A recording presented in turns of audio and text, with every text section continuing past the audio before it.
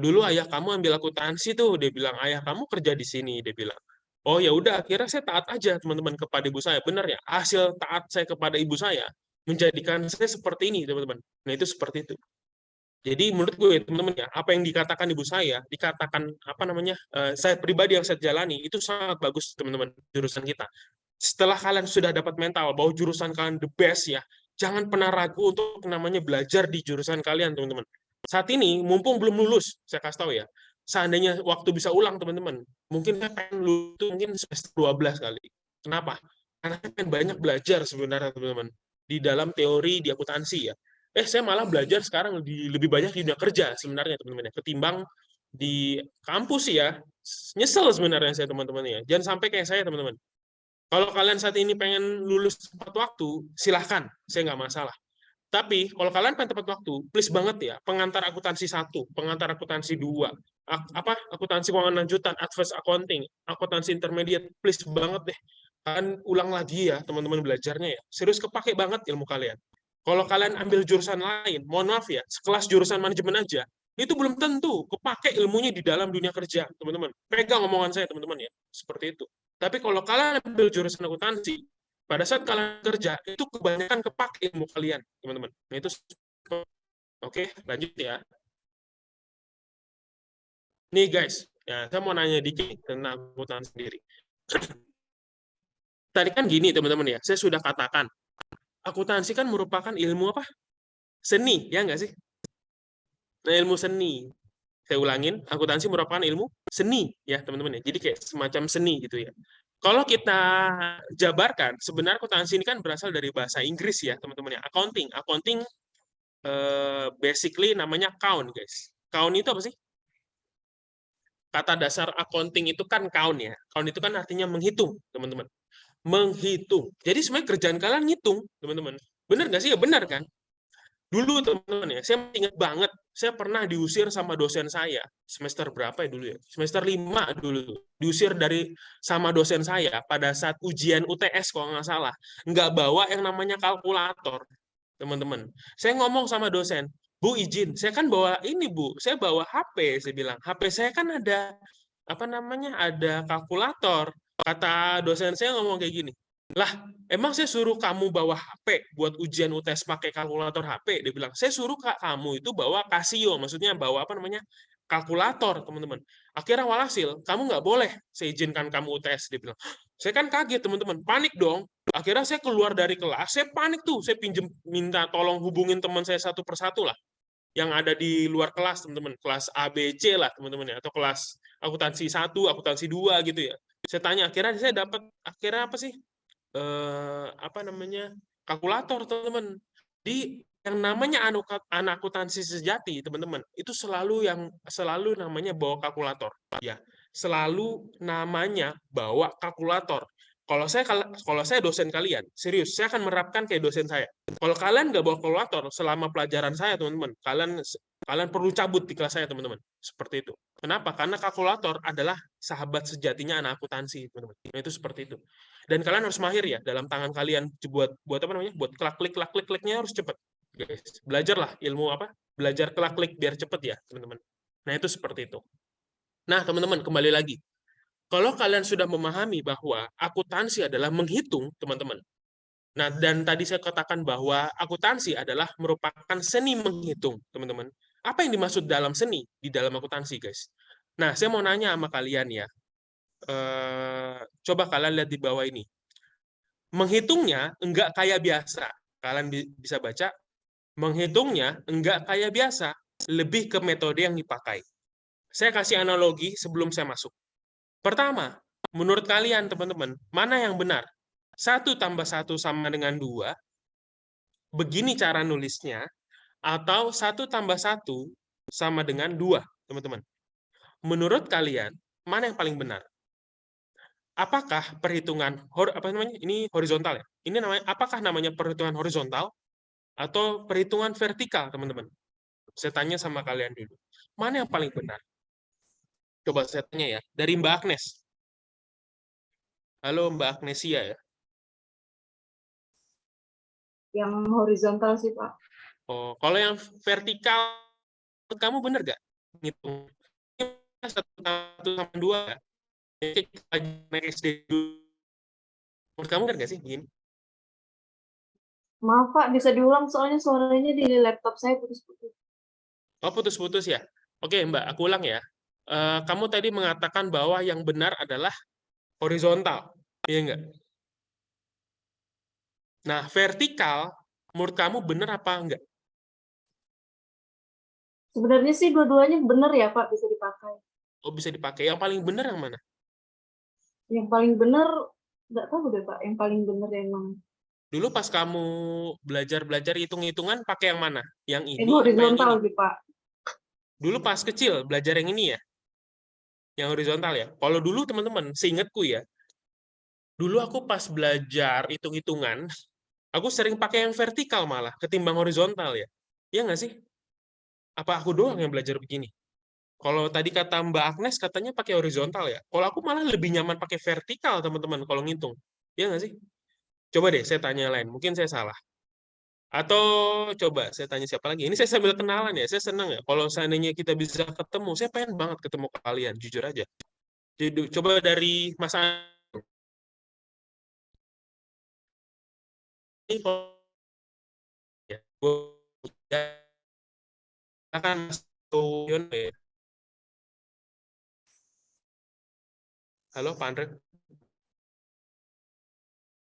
Iya Pak, bisa Pak? putus-putus Pak. Oh putus-putus ya, sebentar ya teman-teman. Sudah Pak. Oh udah benar ya. Mungkin Pak Andre, oh sorry ya, ini kita pertanyaannya unik nih. Menurut kamu mana yang benar Pak? Gitu ya, Mas Andre, Yang vertikal silakan. Pak. Yang vertikal, Ya, horizontal gimana Pak? Mana yang paling benar? kalau menurut saya benar yang vertikal Pak, karena kalau hitung-hitungan kan dari SD sama maupun TK kita diajari dari atas ke bawah Pak, Iya bukan betul. dari Nah kiri ke saya kanan. tantang nih sama Mas Andre, mana yang paling benar lagi nih Mbak? Mas. Satu, sorry ya saya tulis di sini. 1 tambah 1, ya kan, sama dengan 2. Ini diagonal ya teman-teman ya, namanya ya. Ya nggak sih? Mana yang benar? Diagonal, vertikal, apa horizontal? Silakan Mas Andre. Silakan Vertikal lagi. Pak. Makin tetap vertikal ya. Kayaknya kita nggak pernah Masih ngitung ya keke. kalau diagonal. Ya nggak sih? Nah, teman-teman, nah itu seperti itu. Pasti ada perbedaan. Oke, jawabannya apa sih? Mana yang paling benar gitu ya? Jawabannya adalah teman-teman. Tadi udah disampaikan juga ya. Sebenarnya yang paling benar itu tidak ada, teman-teman ya. Semuanya tiga-tiganya apa, teman-teman? Benar semua ya. Jadi jawabannya Mbak Agnes, Mas Andro itu benar. Mbak Agnes mengatakan bahwa horizontal itu benar. Betul? Betul. Kalau vertikal, betul nggak? Ya betul. Diagonal, betul juga. Terus apa yang menyebabkan mereka bertiga betul, teman-teman? Tahu nggak? Kira-kira apa yang menyebabkan mereka bertiga betul? Tiga-tiganya. Betul semua lah. Jadi nggak ada yang paling benar, teman-teman. Coba Mbak Debi, di pertimbangan ini, vertikal, horizontal, dan diagonal, menurut kamu, apa yang menyebabkan mereka bertiga benar semua? Silakan Mbak Debi Yolanda ya. Maaf Pak, suaranya putus-putus. Kenapa Mbak? Sorry, suaranya kurang ini. Suaranya putus-putus. Suaranya kurang kedengeran Mbak. Suara Bapak putus-putus. Oh, oke, ganti aja ya Mbak Debi ya. Kayaknya suaranya juga kecil ya. Aku kurang kedengaran juga ya, teman-teman ya. Mungkin dari Mbak Usla ya. Silakan. Ursila siapa nih? Devi Faradita. Coba tes sound dulu deh. Halo. Iya, Nah, menurut kamu Mbak, apa yang menyebabkan mereka bertiga benar semuanya? karena sama-sama hasilnya itu sama, Pak, cuman mungkin metodenya yang berbeda. Iya, coba deh lihat ya. Hasilnya sama kan? Apa yang samanya? Duanya kan? Hasilnya ya Iya, kan? 1 tambah 1, 2. 1 tambah 1 yang vertikal, 2. Diagonal 1 tambah 1, 2 juga, teman-teman. Iya nggak sih? iya, Jadi tiga-tiganya benar. Hasilnya benar, teman-teman. Ini yang disebutnya apa? Apa sih? Yang ini disebutnya seni, teman-teman. Yang namanya seni, mau kalian garis begini, itu juga bisa disebut seni, ya nggak sih? Kalian tahu nggak sih kayak lukisan-lukisan? Kadang ada lukisan abstrak, tapi kita melihat apa sih seninya? Kok bisa dijual harganya 1 juta, teman-teman? Karena itulah seni, teman-teman ya. Kadang ada gambar yang abstrak yang kadang kita nggak memahami ya. Kok bisa dijual sampai 20 juta? Itu ada juga, teman-teman. Nah, itulah seni. Tapi apakah itu benar ya? Benar-benar aja. Nggak ada masalah, teman-teman. Nah, sekarang guys, setelah kalian sudah memahami masalah analogi, ternyata antara horizontal, vertikal, dan diagonal itu benar semuanya, ternyata. Nggak ada yang paling benar. Coba kita ke slide berikutnya ya, teman-teman ya. Sebentar. Kita ke slide berikutnya ya. Oke, teman-teman, saya mau nanya sama kalian. Kelihatan nggak? Apa bedanya, atau apa yang menurut kalian mana yang paling benar? Akuntansi mama sama akuntansi secara ilmu, ya teman-teman. Ini saya pakai istilah saya aja, teman-teman ya. Akuntansi mama itu kayak ibu saya, maksudnya teman-teman ya. Contoh nih, dulu pas saya ngeliat catatan emak saya, teman-teman ya, ibu saya tuh, saya senang ya, walaupun ibu saya bukan anak akuntan, tapi saya suka ngeliat catatan beliau gitu ya. Contoh, misalkan dapat duit 100.000 ya, kebetulan ibu saya pedagang, teman-teman. Ibu saya itu dagang baju ya. Kebetulan saya anak yatim, guys. Saya dari kecil udah yatim. Jadi saya itu apa namanya, lahir istilahnya nggak lama ya, saya meninggal, teman-teman ya. Jadi ibu saya saat ini pedagang. Tapi pada saat ibu saya dagang, ibu saya cuma nyatetnya begini. Misalkan dapat duit 100.000, pengeluarannya apa? Beli minyak goreng 30.000, gula 15.000, ikan 20.000. Sisanya berapa, teman-teman? Misalkan sisanya uangnya berapa? Sisa uangnya 35.000 nggak sih? Nah itu, teman-teman. Sedangkan kalau kita belajar akuntansi secara ilmu, pasti kalian masih ingat kan ya? Ada kas pada pendapatan, ya kan? Terus kas pada utang, misalkan. Atau misalkan perlengkapan pada kas. Terus kita buat buku besar, kita buat transaksi, jurnal umum, buku besar, neraca saldo, jurnal penyesuaian, laporan keuangan, laporan laba rugi, laporan neraca, laporan perubahan modal, laporan arus kas, dan CLK, catatan atas laporan keuangan, jurnal penutup, dan sebagainya. Kita buat, teman-teman. Saya mau nanya sama kalian sekarang. Menurut kalian, mana yang paling benar? Akuntansi mama, apa akuntansi secara ilmu, teman-teman? Coba saya tanya ke Mbak Ursila lagi. Silakan Mbak, menurut kamu, mana yang paling benar? Akuntansi mama, apa akuntansi secara ilmu?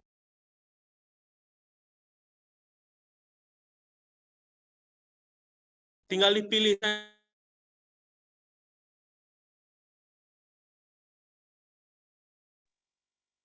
Putus-putus, Pak.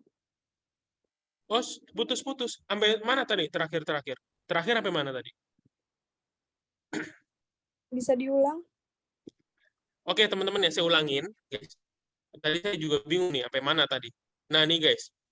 Kan tadi saya sudah katakan bahwa ada namanya akuntansi secara mama ya, teman-teman ya. Akuntansi secara apa? Mama, kemudian ada akuntansi secara ilmu. Sampai sini, kedengaran nggak suaraku, teman-teman? Mbak Ursila? Kedengaran, Pak. Oke. Nah, sekarang, teman-teman, kalau di emak saya, teman-teman ya, kebetulan dia dapat duit 100.000. Ya kan? Dia catat nih di sini, di buku dia. Kemudian pada saat dia melakukan pengeluaran, beli minyak goreng, teman-teman, gula 15.000, ikan 20.000. Sisanya berapa? Uang.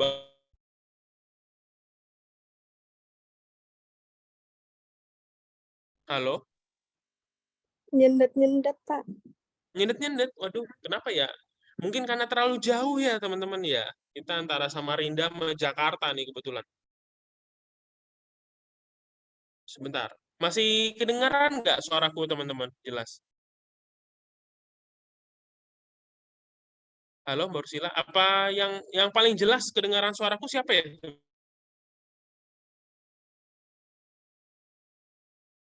Takutnya jaringannya, teman-teman. Tapi kalau di sini sih jaringanku penuh ya. Sebentar. Coba saya ganti spot aja ya, ganti orangnya aja nih, jangan Mbak Ursila. Mungkin Mbak Ursila kurang ini. Coba dari Mbak Kezia, halo. Suara aku kedengaran, Mbak? Kedengaran Pak, tapi putus-putus. Ya putus-putus ya sedikit ya. Teman-teman, ini ada akuntansi Mama ya, Mbak Kezia ya. Sama secara ilmu, ya kan? Menurut kamu, mana yang paling bagus, Mbak? Yang paling benar yang mana? Kayak kita kan nyatet ibu kita kan begini ya nggak sih? Sederhana banget kan? Kemudian kita nyatet secara keilmuan begini, teman-teman. Ya, misalkan kalau akuntansi secara ilmu, kita tulisnya pasti dari apa? Transaksi, jurnal umum, ya kan? Buku besar gitu ya. Neraca saldo, apalagi? Neraca apa? Jurnal penyesuaian, neraca saldo setelah penyesuaian, teman-teman. Ada laporan, ya kan? Ada laba rugi, neraca, dan sebagainya. Nah, sekarang guys, tadi kan saya membandingkan antara akuntansi yang dicatat oleh mak kita, ya kan, dan akuntansi secara ilmu, teman-teman. Nah, pertanyaanku kepada Kezia, menurut kamu mana yang paling benar? Secara ilmu. Oke, apa? Menurut kamu?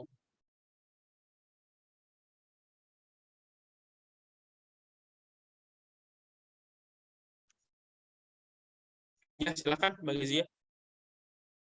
Menurut kamu kenapa benar itu Oh, Pak, akuntansi kenapa? secara ilmu? Kamu kenapa paling benar akuntansi secara ilmu? Ya.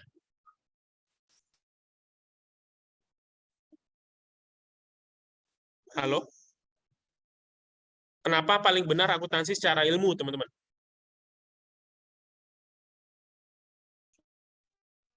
Halo, Mbak Kezia? Suaraku masih putus-putus ya, teman-teman ya?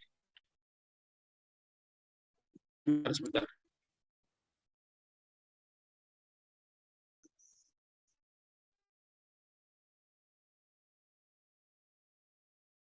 Halo, teman-teman. Mau lebih jelas nggak? Halo, teman-teman. Coba dari Kezia. Beneran nggak, Kezia? Bapak, saya kurang dengar jelas. Oh, dengar jelas ya. Aduh, kenapa ya? Sebentar ya, teman-teman ya.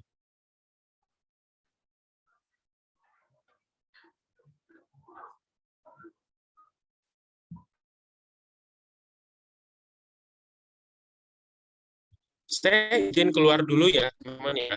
Nanti saya refresh back dulu. Sebentar.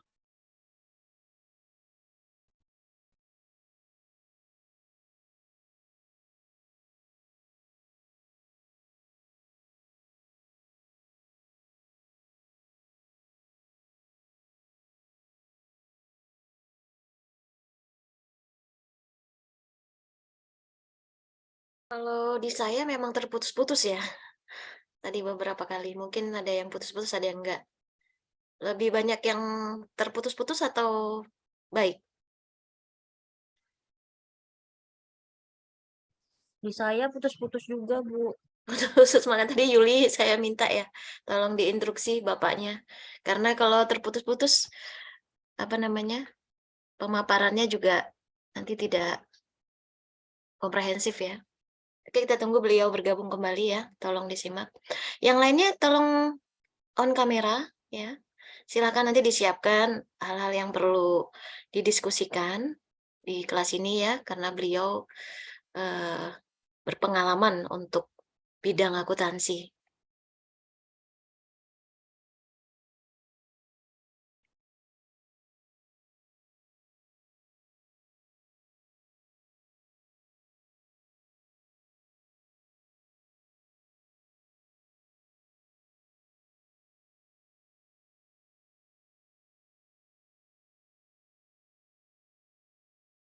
Yulia nanti saya screenshotnya yang awal tadi sama yang akhir nanti mohon dikirimkan ya, Baik, Bu. yang tertera jamnya. Nanti di sesi akhir jam 10:01 kita mulai sesi untuk screenshot layar pertama dan layar kedua.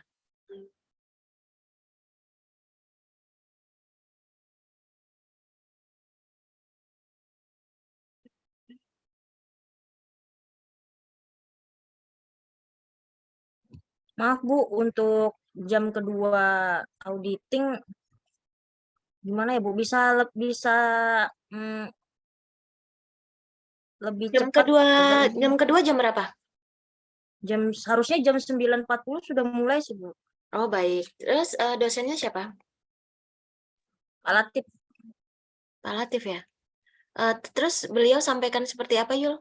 Untuk kegiatan saya kan, kegiatan saya memang dari awal mendaftar itu 2 jam, Yul. Jadi 6 kali sesi praktisi. Kalau 1,5 jam itu 8 kali. Ya, karena dari awal saya mengisinya itu 2 jam setiap sesi. Karena waktu saya menginput 1,5 jam itu error dia. Jadi gitu. Nggak apa-apa Bapak boleh digeser atau bagaimana, Yul? Katanya nggak apa-apa jam 10 baru mulai mata kuliah kedua.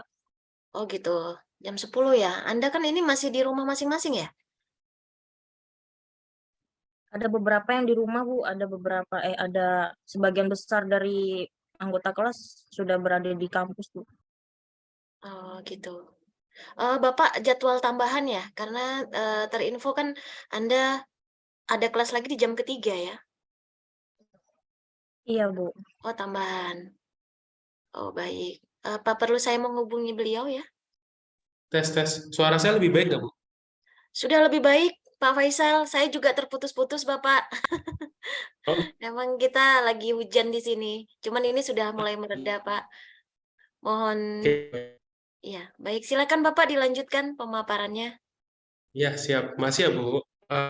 Oke, teman-teman ya. Pertama-tama mohon maaf dulu nih kendala sinyal. Eh, baik, kita coba masuk ke tadi ya. Mudah-mudahan ini jauh lebih jelas. Saya pakai headset juga tadi. Tahu deh, ini lebih jelas apa enggak. Oh ya, boleh izin Bu Kamelia, boleh minta hostnya buat share screen. Baik. Mohon Mas Irham dibantu. Ya, tadi Bapak sudah menjadi co-host ya. Nanti karena baru masuk kembali. Mas Iya, Irham. tadi lagi nyari tempat PW, Bu, posisi wena. Iya, Pak. Kami sebagian mahasiswa memang terputus-putus, Pak. Mas Irham, mohon dibantu. Coba saya hubungi beliau dulu, Bapak. Izin.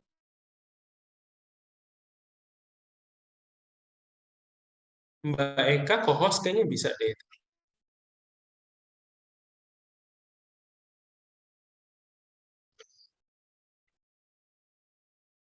Oh, udah bisa, teman-teman.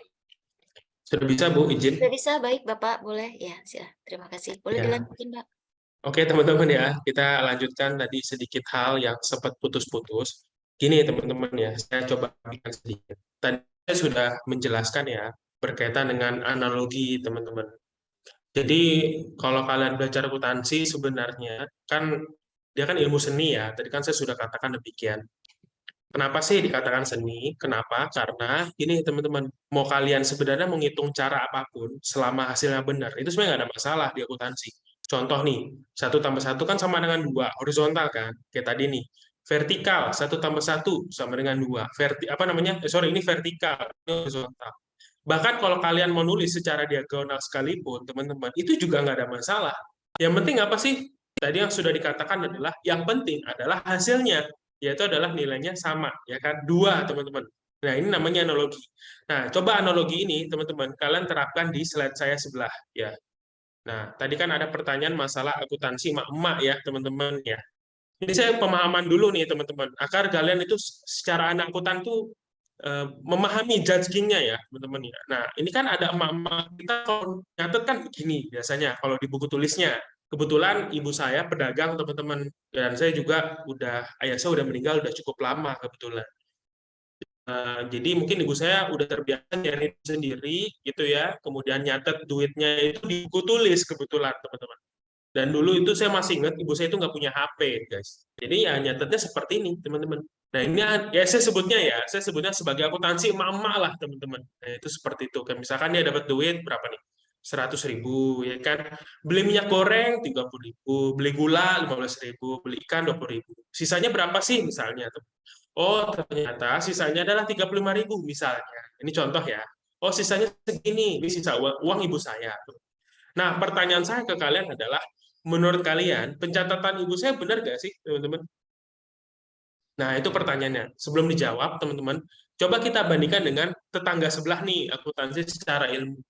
Kalau teman-teman belajar sampai saat ini, anak semester 6 saya yakin tidak diragukan lagi lah. Kalian pasti sudah menghafal sudah menguasai yang namanya siklus akuntansi, ya nggak? Tadi saya sudah sebutkan. Kayak siklus akuntansi tadi apa sih, teman-teman? Kayak jurnal umum, ya kan? Apa namanya? Buku besar, raja saldo, jurnal penyesuaian, raja saldo setelah disesuaikan, ya kan? Laporan, ada laporan arus kas, laba rugi, laporan perubahan modal, ya kan? Ada laporan raja, kemudian ada catatan atas laporan keuangan. Berikut ada juga misalkan jurnal penutup dan jurnal-jurnal lain lah, ya kan, teman-teman, seperti itu. Itu akuntansi secara ilmu.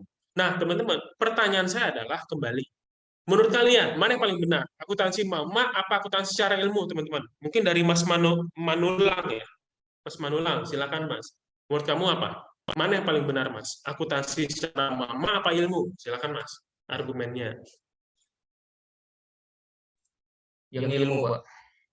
Ya, kira-kira kenapa, Mas Bro? Mungkin kira lebih rinci aja, Pak. Gitu. Oke, karena lebih rinci aja. Ibu saya kurang rinci ya. Misalkan ibuku yang nulis, menurut kamu rinci nggak nih? Kurang, Pak. Oke, teman-teman, tahu nggak sih jawabannya apa? Nah, sebenarnya kembali ke analogiku yang tadi. Menurut kalian mana yang paling benar? Jawabannya adalah dua-duanya nggak ada yang paling benar, jujur aja, teman-teman. Jadi akuntansi mama itu benarnya sama dengan akuntansi secara ilmu, teman-teman. Yang paling penting apa sih?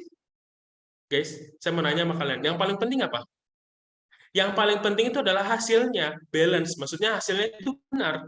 Apa yang saat ini kalian pegang uang 35.000, di tangan kalian harus berapa? 35.000 kan? Ya nggak sih? Kemudian kalian benar beli minyak goreng, misalkan ada bukti fakturnya. Beli gula, ada buktinya. Ya kan? Beli ikan, ada buktinya. Kan sesederhana itu sebenarnya akuntansi, teman-teman. Ya nggak? Jadi kalau ditanya, mana yang paling benar? Sebenarnya, dua-duanya benar, teman-teman. Nggak ada yang salah. Jadi ketika saya melihat ibu saya dalam mencatat, teman-teman, gitu ya, saya hanya tersenyum bahwa apa yang dikerjakan ibu saya benar-benar aja kok, nggak ada yang salah, ya kan, teman-teman. Seperti itu. Cuman ada cumannya nih, teman-teman. Walaupun dua-duanya benar, gitu ya, tapi yang kepake, gitu ya, ilmu yang kepake di dalam dunia kerja itu bukan akuntansi mama, apa maksud saya ya? Yang kepake di dalam dunia kerja, gitu ya, yang kepake itu adalah akuntansi secara ilmu, teman-teman, di dalam dunia kerja. Itulah mengapa kalian mesti belajar tentang akuntansi secara benar, secara teori, misalkan, secara praktiknya juga, teman-teman. Mengapa ya? Karena kepake dalam dunia kerja. Terus, misalkan Pak Faisal, Kak Faisal, saya mau nanya, kalau akuntansi emak-emak itu, emang nggak kepake ya dalam dunia kerja? Jujur li, teman-teman ya. Kalau akuntansi emak-emak, yang mama kita nyatet begini, itu nggak kepake, teman-teman, di dalam dunia kerja. Gitu ya. Yang dipengen kalian pada saat dunia kerja, kalian harus menguasai secara keilmuannya. Itulah yang membedakan antara ibu saya sama kalian pada, teman-teman. Paham maksud saya, teman-teman ya? Nah, itu seperti itu. Nah, makanya saya mengajak kalian untuk yuk sama-sama, teman-teman, kita belajar akuntansi secara ilmu. Jadi nanti ketika dosen kalian mengajari tentang teori, ya mangga ya, istilahnya didengarkan, diperhatikan baik-baik, seperti itu ya. Jadi nggak ada bedanya, sebenarnya benar aja. Yang kepake akuntansi. Nah, teman-teman, kita masuk ke slide berikutnya. Terus, Mas, kalau misalkan akuntansi secara ilmu, berarti dia harus ada standar dong. Harus ada, teman-teman. Nah, ini ada beberapa pertanyaan, guys. Ya, buat kalian. Sebenarnya ini saya nggak jawab juga ya. Cuman ini ada pertanyaan. Kalau memang akuntansi memakai secara ilmu, namanya ilmu, pasti ada standarnya, teman-teman. Ya nggak sih? Nah, standarnya apa? Nah, ini contoh nih, teman-teman. Ini ada saya pertanyaan buat kalian. Ini sebenarnya studi kasus ya. Cuman studi kasusnya ini buat penjal atau semacamnya kalau kalian pengen penasaran ya. Kayak contoh, pengertian standar akuntansi keuangan apa, teman-teman, SAK. Sejak tahun 2012, PSAK yang diterapkan Indonesia berdasarkan apa? Kemudian yang ketiga, standar akuntansi yang cocok untuk akuntansi apa? Terus sebuah nilai-nilai yang dijadikan panutan bla bla bla apa? Nah, intinya teman-teman, dari pertanyaan ini, bahwa akuntansi itu ada yang namanya standarnya. Gitu ya. Saya mau nanya sama kalian. Kalau emak saya tadi, emak saya, teman-teman ya. Nih, emak saya ya. Ini dalam dunia nyata, emak saya kan begini. Emak saya nyatet gini ada standarnya nggak, teman-teman? Coba Mas Manolang. Kira-kira ibu saya nyatet begini ada standarnya nggak?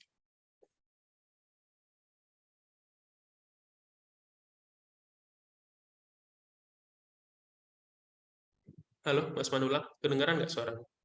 Ada, Pak. Ya, standarnya apa, Mas?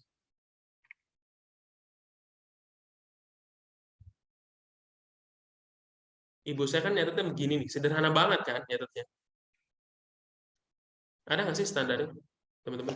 Kalau teman-teman mau jawab di luar ini boleh ya, chat silakan. Nggak ada kayaknya, Pak.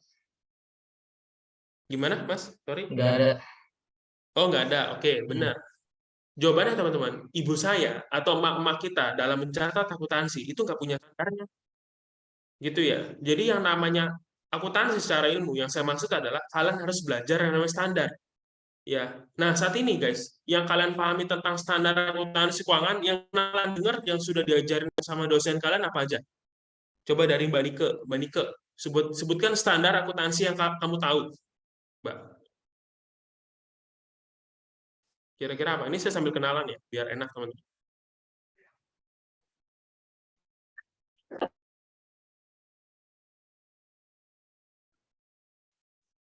Standar akuntansi yang pernah dengar apa kira-kira? Nike Triani ya? Kata Mbak Nike, waduh, gue ditanya nih. Gitu ya. Standar akuntansi, Mbak? Iya, Pak. Yang kamu ingat dari standar kamu sebelumnya ini harusnya tahu nih anak akuntansi. Standar apa yang kamu tahu di dalam akuntansi? Sebutin apa aja deh yang kamu tahu. Itu kayak akuntansi syariah.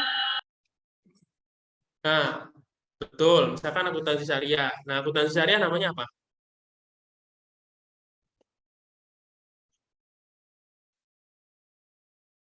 Sebenarnya sih nggak usah jauh-jauh syariah ya. Yang saat ini di konvensional, teman-teman. Kalau syariah kan mungkin buat lembaga keuangan syariah ya. Oke, nggak apa-apa. Nanti dipelajari lagi ya. Ini tak kasih skill deh, teman-teman. Nah, ini teman-teman. Tadi kan kita udah pelajari ya. Kalau emakku, mamahku, teman-teman ya, itu pada saat mencatat keuangan nggak pakai standar, teman-teman. Ya, jadi nggak punya standarnya. Ya, pokoknya emakku itu punya duit 100.000, dia jajan berapa, dia tulis aja, ya kan. Sisanya segini. Tapi kalau akuntansi secara ilmu, teman-teman, dalam pencatatannya, kita harus mengacu pada sebuah standar, guys. Jadi kalau kalian mau pengen jadi expert seorang akuntan, kalian harus belajar yang namanya apa? Belajar yang namanya ini. Standar akuntansi atau standar keuangan, standar akuntansi keuangan yang ada di Indonesia, teman-teman. Saat ini, teman-teman, sebenarnya 4 ya, menurutku ada 4 ya. Bisa 5 juga, bisa disebutnya 5. Contoh, yang pertama adalah PSAK, teman-teman. Pasti kalian pernah dengar kan istilah PSAK. Ya, PSAK, kemudian IFRS, ya kan, SAK etap, teman-teman. Kemudian ada PSAK syariah, tadi udah dinyatakan oleh Mbak Nike ya. Sama SAP, teman-teman, standar akuntansi pemerintah. Ya kan? Nah, saya mau nanya, kalau di lembaga konvensional, teman-teman ya, yang secara umum, dia itu pakai apa sih, teman-teman? Kalau standar akuntansi keuangannya? Jadi kalau kalian mau jadi expert, kalian harus belajar ini dulu, teman-teman ya. Kalau ditanya, Pak Faisal, Kak Faisal, saya mau belajar akuntansi sendiri, mulai dari mana ya? Mulai dari sini dulu, teman-teman. Gitu ya, nggak usah jauh-jauh, guys. Oke? Nah, sekarang yang paling sering dipakai di hampir seluruh lembaga perusahaan-perusahaan, kira-kira tahu nggak? Atau yang sering diobrolin sama dosen kalian itu biasanya standar yang mana sih, teman-teman? Mungkin Mbak Cherry, silakan Mbak Cherry. Standar yang paling sering diomongin sama dosen lah, gitu ya. Kira-kira apa Mbak Cherry? Cherry Febriani ya? Yang pertama, Pak, IFRS.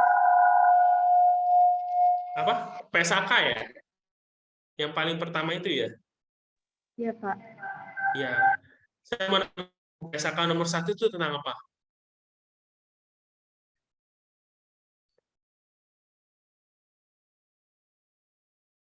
Halo Mbak Cher?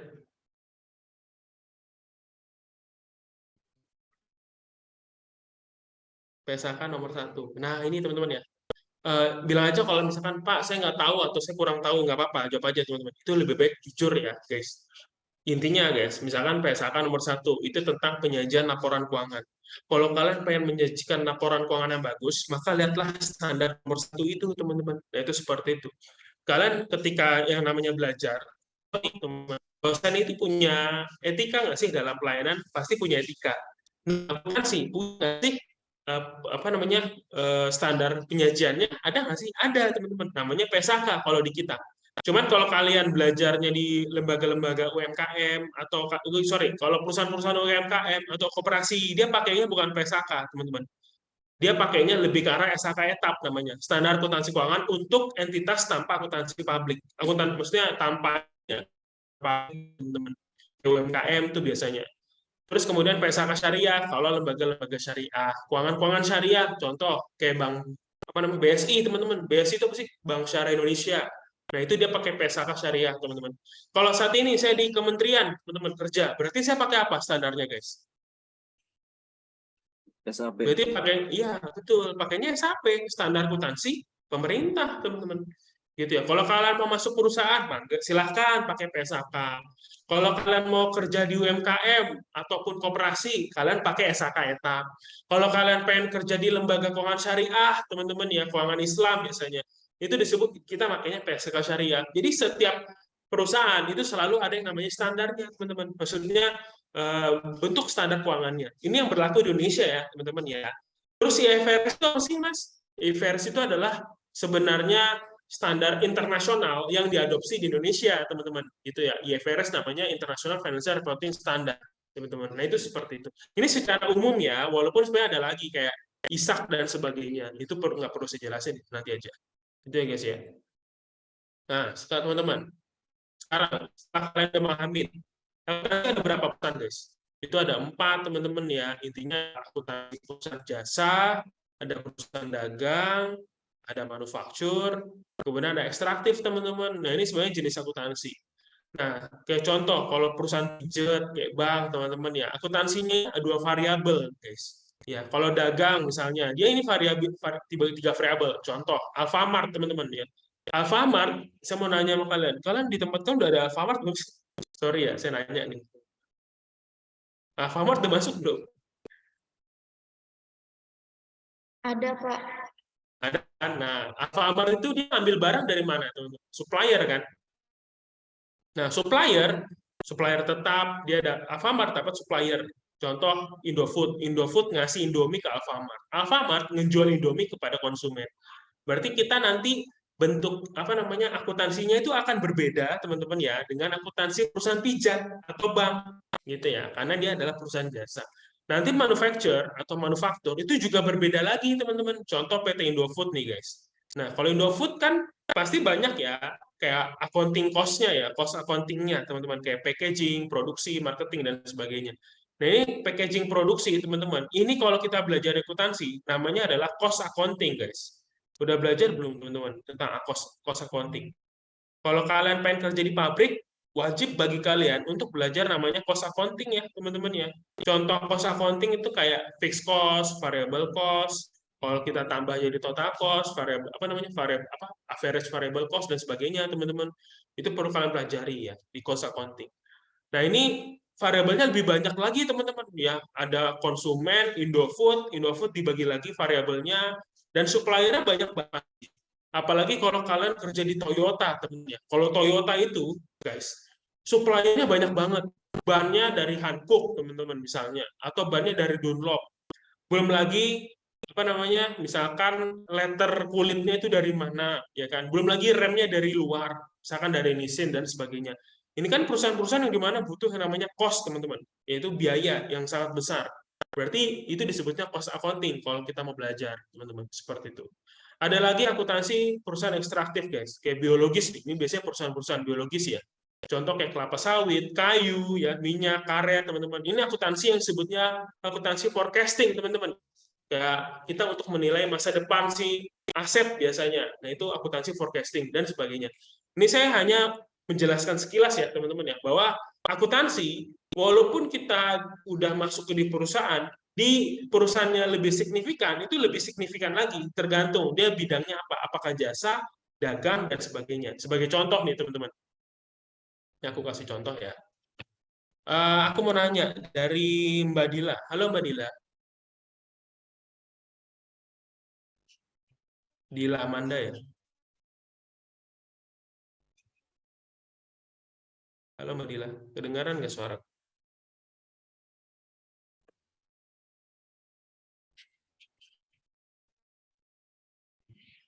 Halo, Mbak Dila. Nggak kedengeran ya? Sebentar, teman-teman. Coba Mas Ongki. Muhammad Ongki ya. Iya, Pak. Ya, Mas, mau nanya nih, kalau kamu kerja suatu saat di akuntannya Toyota, Mas, PT Toyota itu ya, berarti kamu pakai standar apa, saya tanya? Pakai PSAK, PSAK etap, PSAK syariah, PSAP. Ayo, ini gampang banget loh tanyanya. SAK etap, Pak. Iya, PSAK etap. PSAK etap itu digunakan buat ini, Mas, buat UMKM. Ya, biasanya UMKM itu adalah usaha mikro atau menengah ya, atau usaha-usaha kecil biasanya yang dimana pencatatannya itu nggak serumit kayak Toyota. Toyota itu perusahaan gede, Mas. Jadi secara inti Toyota tidak memakai yang namanya SAK etap. Nah, tebak pakai apa berarti, Mas? SAK IFRS, Pak. Betul, pakai PSAK IFRS seperti itu. Nanti kamu pelajari ya apa itu PSAK dan sebagainya. Nah, setelah kamu sudah mengendil ya, memastikan bahwa ternyata PSAK IFRS nih. Sekarang saya mau nanya sama kamu. Berarti kalau kita pakai jenis akuntansinya, pakai akuntansi perusahaan apa? Jasa, dagang, manufacture, atau ekstraktif kalau Toyota?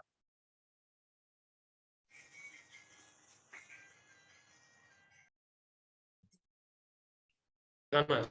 Jadi kalian udah tahu nih standarnya, baru kemudian kalian tentukan jenis perusahaannya. Barukahlah kalian mengetahui, oh metode akuntansi apa yang kalian perlu pakai, teman-teman. Silakan Mas Oki, kira-kira Toyota pakai jenis akuntansi yang mana? Jasa, dagang, manufacture, apa ekstraktif? Manufaktur, Pak. Ya, betul, manufacture. Kenapa?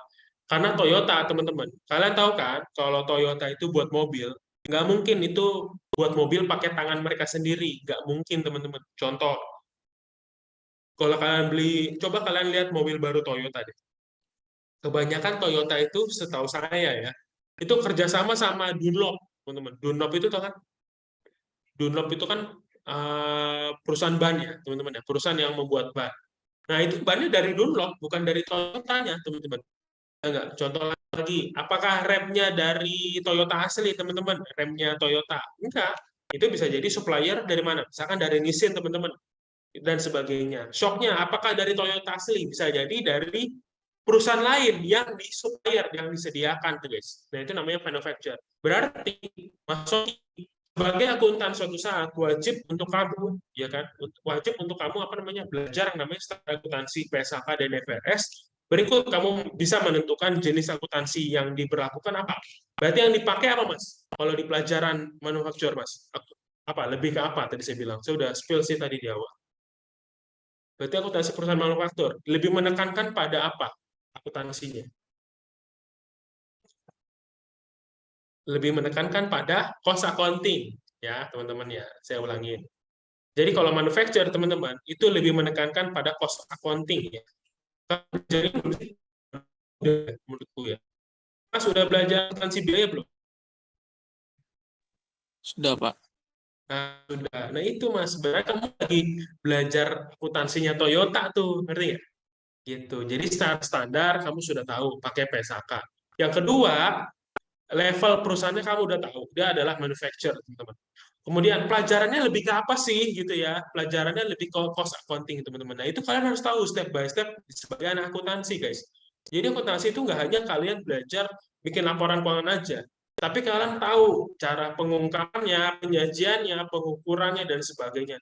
Itu nanti ya. Nah, sekarang guys, ya teman-teman, kita masuk ke sebelah. Nah, ini kita masuk spesifik nih, teman-teman ya. Oke, contoh nih guys.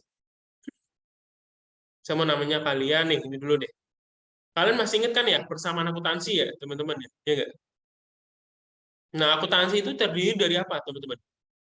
Persamaan dasar akuntansi. Kita masih ingat ya, bahwa aktiva sama dengan pasiva, ya nggak, teman-teman? Aktiva sama dengan pasiva. Nah, aktiva itu adalah nama lainnya adalah harta, teman-teman ya. Sedangkan pasiva itu terdiri dari utang, kemudian terdiri dari modal, teman-teman. Gitu ya, saya ulangin. Aktiva itu adalah nama lainnya harta, guys. Aktiva itu biasanya disebut aset kalau di dalam bahasa Inggris, guys. Kemudian kalau pasiva gimana? Pasiva itu terdiri dari utang sama modal. Maksudnya gimana sih, Mas? Filosofinya gini, teman-teman, bahwa sebenarnya harta yang kita miliki, teman-teman, itu selalu terdiri dari utang tambah modal, guys. Saya ulangin ya, teman-teman ya, bahwa harta yang kita miliki itu selalu terdiri dari utang tambah modal. Saya ulangin lagi nih, teman-teman. Hati-hati. Aktiva sama dengan pasiva, ya enggak? Aktiva itu disebut harta. Pasiva itu ada dua, utang tambah modal. Saya yakin teman-teman udah pada hafal. Cuman saya tanya filosofinya. Gini teman-teman, filosofinya adalah bahwa harta yang Tuhan titipkan ke kita, saya ulangin, harta yang Tuhan titipkan kepada kita, teman-teman ya, berupa harta gitu ya, itu selalu terdiri dari utang tambah modal. Kalian percaya nggak, teman-teman? Coba kita tes ya. Mungkin dari Mas Andi. Halo Mas Andi. Ya, Pak. Mas, saya sambil nanya outfit kamu ya. Pakaian yang kamu pakai saat ini. Coba Mas, baju kamu harganya berapa? Tahu nggak harga baju kamu berapa?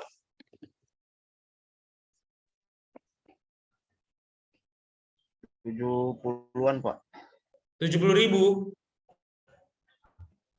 Ya, Pak. Ya, oke. Saat ini kamu pakai celana nggak? Mungkin celana panjang ya, nggak tahu celana pendek, kamu celana panjang nih. Bajunya sih begini ya, tapi pakainya bisa jadi celana pendek ya nggak? Kita anggap pakai celana panjang, teman-teman. Nah, misalkan kamu pakai celana panjang. Tadi baju kamu 70.000. Celana panjang kamu berapa harganya? Misalnya. Tahu nggak harganya? Biar kalian Lupa, apa? Pak. Lupa, Pak. Lupa, misalkan deh, kita tebak-tebakan aja ya, Mas Andi ya. Misalkan 100.000, teman-teman. Kemudian saya mau nanya sama kamu pakai sepatu nggak kalau ke kampus? Pakai Nah, sepatu kamu tahu nggak berapa harganya?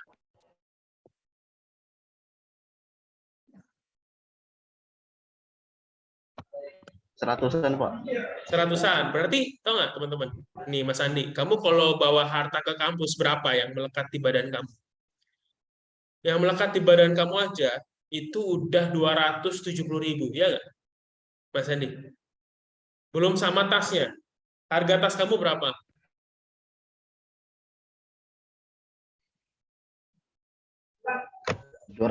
200-an, Pak.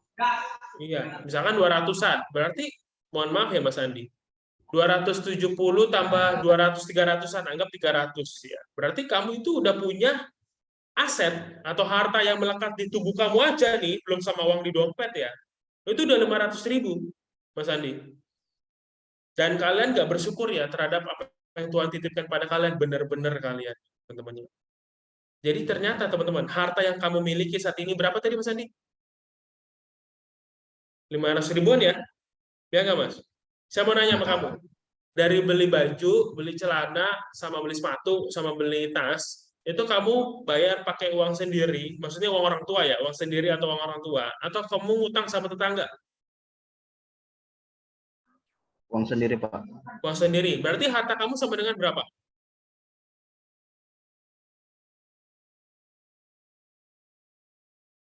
Tadi harta kamu berapa? 500.000-an ya? Ya nggak? Ya, Pak. Nah, berarti harta kamu itu 500.000, Mas. Sama dengan utang kamu berapa?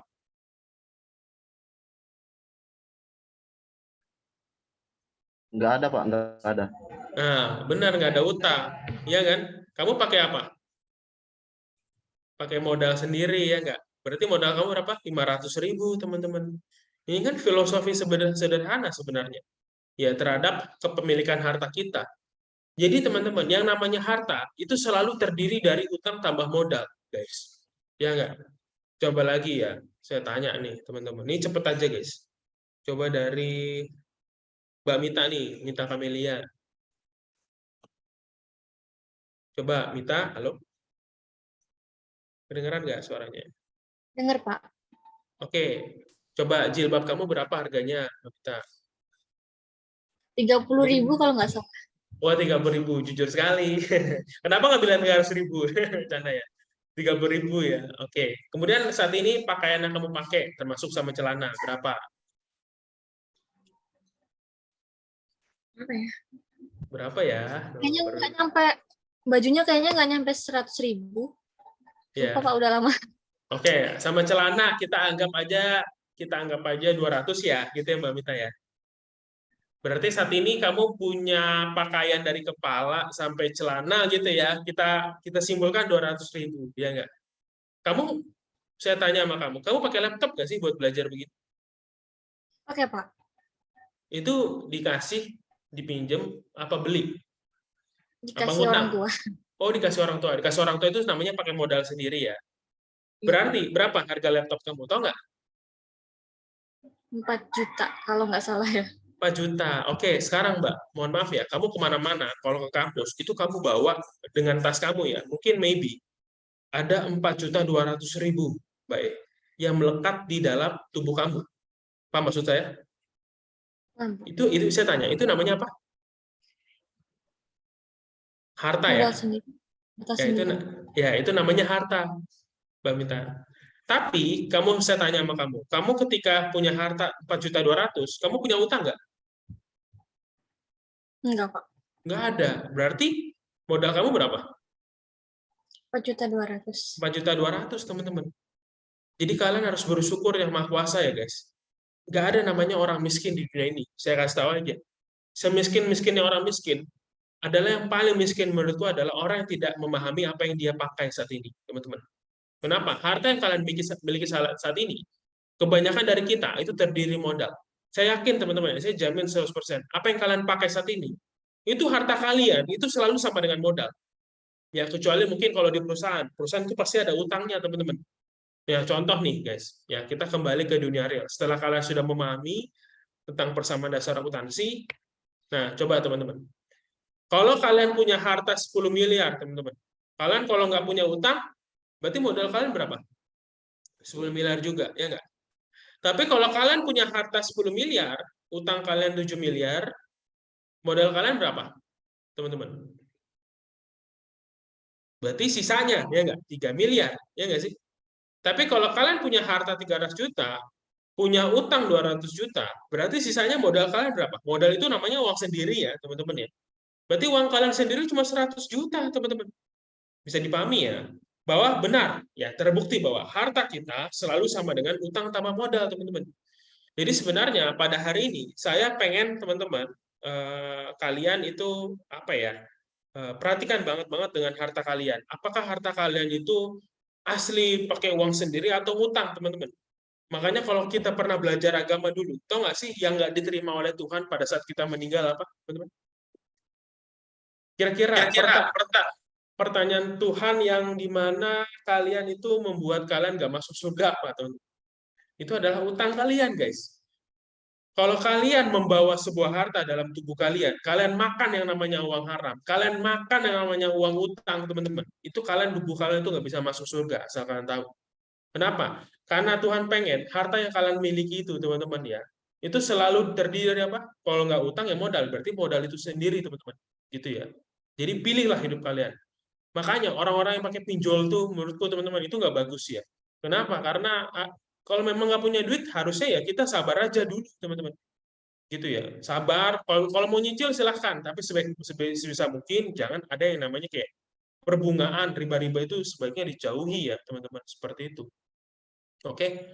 Nah, teman-teman, sekarang kita masuk ke harta dikit ya, guys. Sebenarnya ini waktu kita kurang cukup untuk membahas aset ya. Cuman saya akan bahas sedikit saja. Jadi aset itu, teman-teman, kalau kita ngomongin harta, dari tadi kan kita ngomong harta tuh. Nah, harta, teman-teman, itu dibagi dua ya. Ada harta berwujud dan ada harta yang tidak berwujud, teman-teman. Saya yakin teman-teman udah pada tahu. Kalau harta berwujud itu contohnya adalah yang berwujud saat ini kalian punya wujudnya, contoh pakaian kalian ini, teman-teman. Itu namanya adalah tangible asset, guys. Atau harta berwujud. Jadi simpelnya, harta berwujud adalah harta yang terlihat secara wujud bahwa keberadaannya itu ada, teman-teman. Yaitu seperti itu. Tapi kalau harta tidak berwujud adalah sebuah harta yang tidak memiliki keberadaan secara pasti, teman-teman. Jadi kamu nggak bisa ngelihat keberadaannya itu, gitu ya. Emang ada, gitu. Buktinya apa? Kamu bisa ngelihat nggak Kalau kamu nggak bisa ngelihat, tapi bisa merasakan manfaatnya, itu namanya aktiva tidak berwujud, teman-teman. Gitu ya. Saya ulangin, guys. Jadi harta kita yang saat ini melekat pada kita, teman-teman, itu ada dua, guys. Ada yang berwujud dan ada yang nggak berwujud. Saya sebagai contoh nih, teman-teman. Ya. Coba siapa lagi ya? Siapa lagi nih yang masuk sini? Coba Mbak Tisa. Halo Mbak Tisa, Tisa Rani ya? Iya, Pak. Ya, Mbak Tisa, aku mau nanya nih. Kalau harta berwujud kamu apa tadi?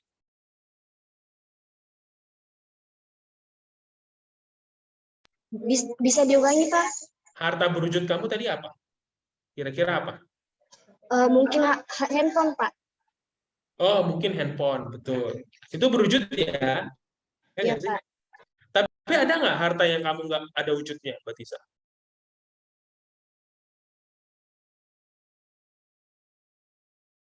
Ada nggak sih di setiap diri kita itu harta berwujud? Kalau harta berwujud kan pasti ada tadi.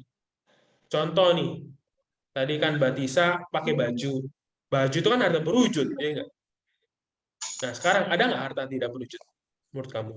Ada, Pak. Apa tuh? Mungkin ilmu, Pak. Kepintaran. Kepintaran. Kalau kepintaran boleh juga, bisa sih. Bisa juga, teman-teman. Oke, boleh. Mungkin saya halusin ya nanti ya. Terima kasih ya, Mbak.